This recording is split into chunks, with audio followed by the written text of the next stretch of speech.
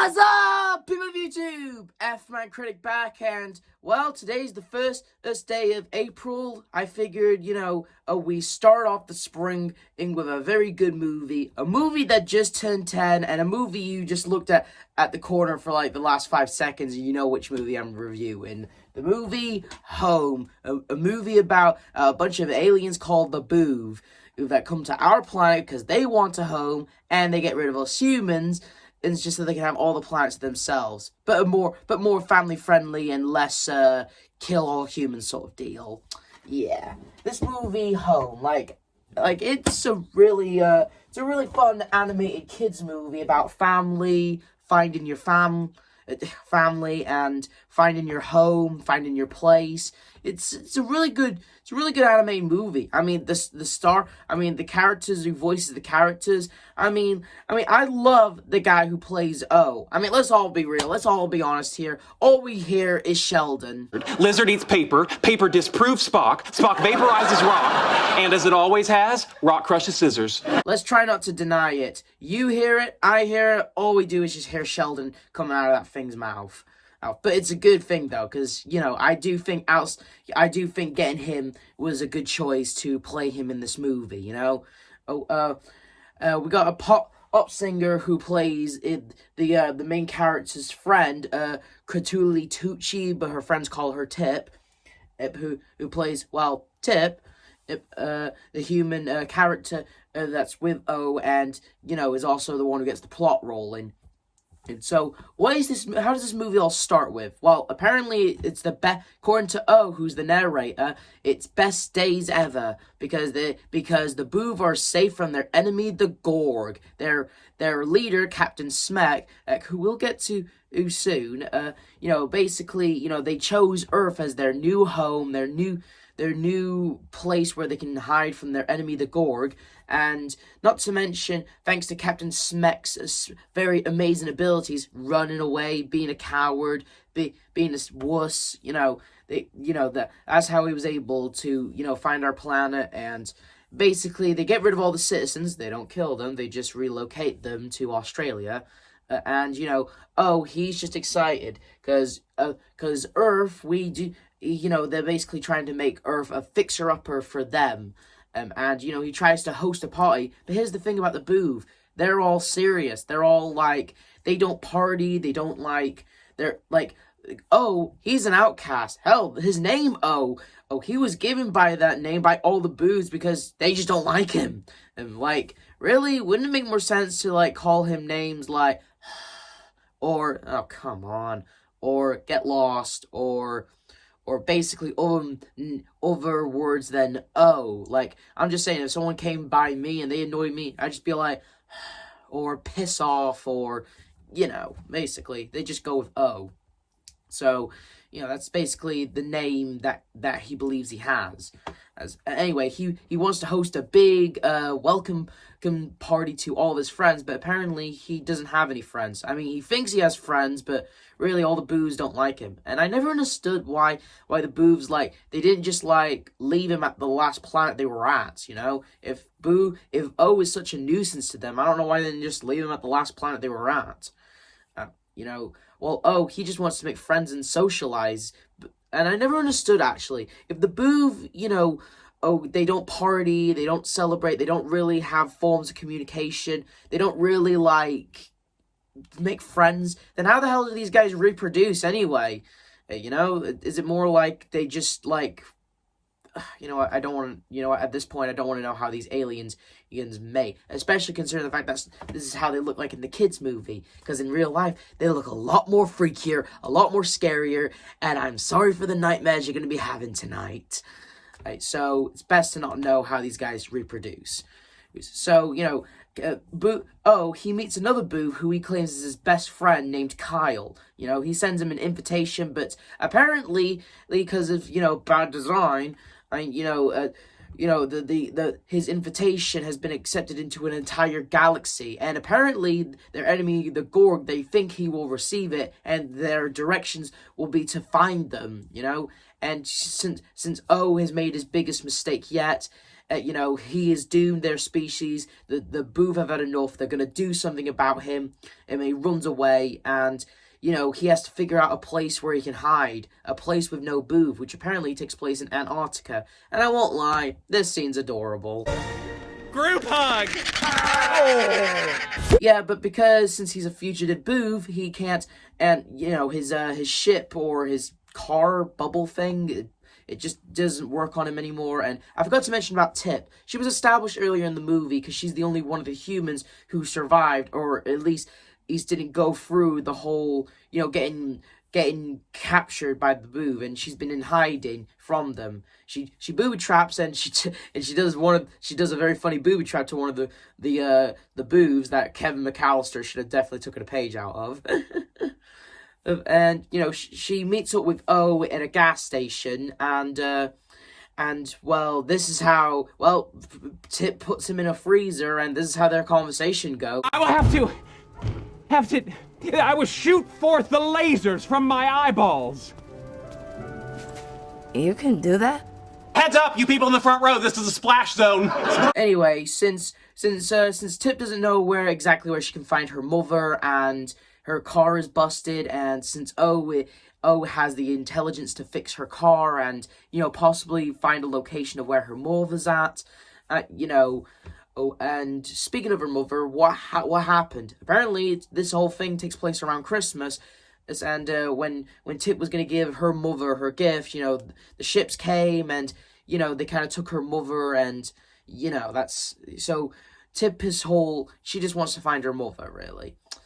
And he just wants to escape from the Boov because he's a fugitive Boov now. Anyway, he fixes Tip's car in a very awesome way that I wish, like, that Doc Brown should really take a page out of, because he really made the thing look amazing. And honestly, Tip should have been a little more grateful for the car because it looks amazing, you know? Instead, she just goes like this. Actually, our tradition is to punch you in the nose. Hold still. Bazinga. Okay, that's my last Big Bang Theory joke. Okay, that's my last one. But you gotta admit, it is still funny, though. Anyway, they managed to escape, and they figured out they need to go to Paris, because apparently the tower is apparently like a Boov headquarters where they can get all of their knowledge and stuff. So at first they got it. So it's basically your typical buddy road trip adventure, you know, like Boov's and like O's an alien, and, you know, he's just trying to escape from making his biggest mistake yet. Well, and, you know, while Tip, she just wants to find her mother. That's it. But along the way, of course, you know, they don't like each other at first, to say the least, and but over time they will eventually, you know, get to know each other and eventually form a friendship. There's a scene in the movie where Tip puts on some music, and it's apparently the same music that her actress sings. Yeah. Anyway, O leaves because he doesn't really like dancing, but then he returns, and Tip, she gets pissed at him, and saying how hard it was for her to fit in, and then the Boov show up, and, you know, it basically made life rough for her, you know? Oh, and it basically was very hard for her to fit in. All she wants to do is just find her mother, and, like, life was rough as it was, you know? And, he's just trying to figure out what's with her deal, you know? Since Boov don't have, like, human emotions yet, you know, they just try to find... Speaking of the Boov, what are they going to do with that message that has brought? You know, apparently they summoned the big brain Boov, the smartiest pants of all smarty panthy booviness, apparently. And let me talk a little bit about Captain Smek a little. Now, Captain Smek, he is actually a pretty fun character. Like, every word that comes out of Captain Smek's mouth, you can tell the voice was having a blast while voicing him, because, honestly, every word that comes out of Smek's mouth, I can tell that the actor who plays him had an amazing time voicing him. But I would not. But you might. But I would not. But you might. But I would not. Oh, we could go round and round. Let's do it again. But I would not. But you might. But I would not. I love this. But I would not. Bored now. But I would not. Erase him. Yeah, and apparently he has a scepter that he stole from the Gore called the Shusher. Apparently, like, every time when a Boov is about to talk, he just whips them and goes all shush. It's kind of funny, that is. Assault is funny, especially if you're an alien king or whatever he is. Anyway, they think they just type in random numbers to see if that would cancel out his email. During the whole thing, Tip and O, they managed to get to Paris. O is all like, my face is compromised. I'll get arrested. But Tip, she puts some makeup on. I'm just gonna say it. I love the song they picked for this scene. Can't play it, but I like the song that they picked for this scene because I thought it was very fitting. Anyway, Tip puts a beauty mark on him, and apparently that's enough for a Boov disguise. And, eventually they go to the tower. O finds out that they haven't really deleted his email, and he knows he has to fix it. And, the reason why the big brain Boov haven't figured it out, because it's a long-ass password to figure out. So no wonder no one found out. Anyway, they managed to delete the invitation last second, by the way, and they managed to find Lucy Tucci, Tip's mother, who's in Australia.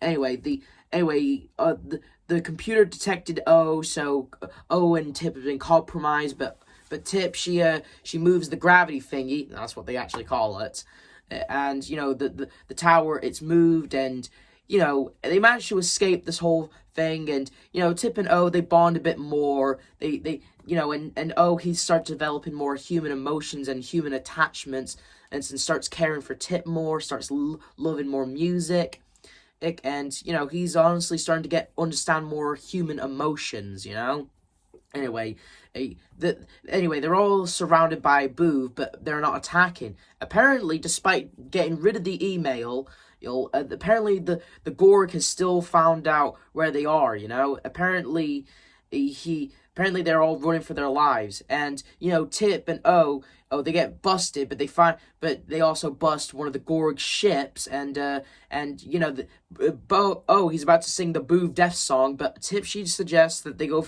find that ship and see if they can use anything to fix the car, and they find a Gorg super chip, which does the job. They manage to make it to Australia, and, since he knows that the Boov are gonna go away, and, since he's actually grown attached to her, he tries to talk to her, but, they have their argument, the third act breakup and all that, and Tip, she basically just, goes savage on O. Leave your family. But you can't understand that because you're just a Boov. You've never been my friend. Gasp. Yeah, like, goddamn, that's a heartbreaker. I mean, the look on O's face just summed it up, Like, even that caught me off guard first time, Oh, anyway, O still wants to take her, but, since he's a Boov and all Boovs are cowards, he had to go for the last ship. And they make it to the ship, and, the Gorg ship, it's about to destroy the Boov ship, but since O still had the super chip, he goes to running towards the danger and saves his species. Makes sense considering the fact that he almost destroyed them. But whatever. When O said to them how he got the chip, all the Boovs, they suddenly have more of a respect for O, because apparently he's now a super Boov because, he ran towards the danger. Okay, he did some bravery, and all the Boovs have more of appreciation to O, but Captain Smack, he's all like, I'm the captain, you're looking at him, I invented running away, hey, I have to shush her, but he makes a speech about, like, how he met Tip, and how he's done little to earn her respect, and it even touches all the Boovs, and, when Captain Smack looks like he's about to whack him, Kyle comes in, saying we need a new captain, suggests it should be O, and, and apparently Kyle, he gives O the scepter, and saying he's not the only Boov who made mistakes, for according to Kyle, well, his biggest mistake was not being his friend, and so O is now the captain. Alright, good for O. And we get a little sad montage of like, we see Tip trying to find her mother, but fails a little, and it's actually a really sad scene, and Boov misses Tip, and the Boov, they start making friends and start socializing, at least that's a happy thing for that. Anyway, since he still has the car keys, and, he misses Tip, he goes back and helps her. And honestly, this scene, I'm glad that they had no words for this scene. This scene's completely silent. It's played by a song, which I can't play, so I'm going to have to, remove the music. But this scene is a real beautiful scene.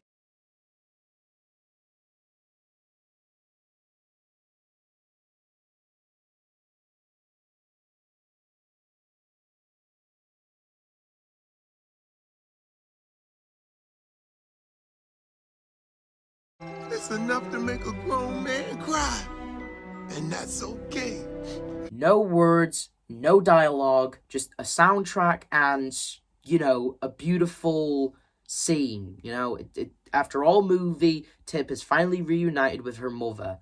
And, and even Lucy Tucci, she actually has a bit of respect for O for helping her find her and stuff, But the celebration's cut off short when they find out the Gorg ship is, right around their tail. Because apparently, according to Gorg is not the takers, Boov are. Because he looks at the rock and, well, I'll get back to that soon. Anyway, O knows that the Earth will get destroyed because the Gorg ship is also like a grinder for planets, and he has to sacrifice himself so he can give the rock back to the Gorg. And yeah, it's this real big scene where O is trying to get the Gorg's attention, and the Gorg realizes that O has the rock, and he stops the ship.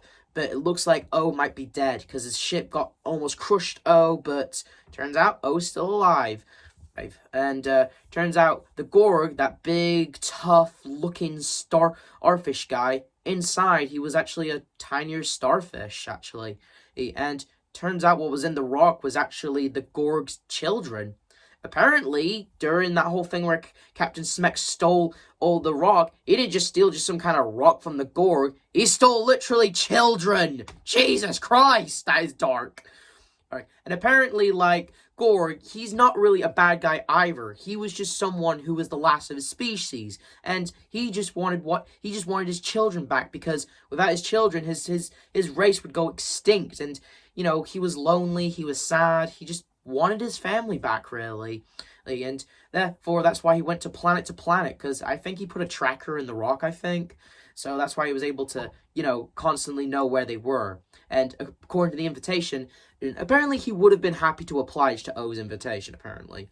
Anyway, the Gorg now has his children back. Some time passes by, and the Boov and the humans live together. And, I guess you can say all the Boov have homes now. And, O and Tip are throwing a party. And what about Captain Smek, you're probably asking? What about him? After, stealing thousands of children from an intergalactic starfish, after, basically, taking our planet hostage, taking all the humans that live here, to Australia, move them to Australia, and, keeping the planet to himself, and, was willing to let our planet die because he stole something from a soon-to-be dad. What is Captain Smek doing now? Apparently, he's DJing on the moon.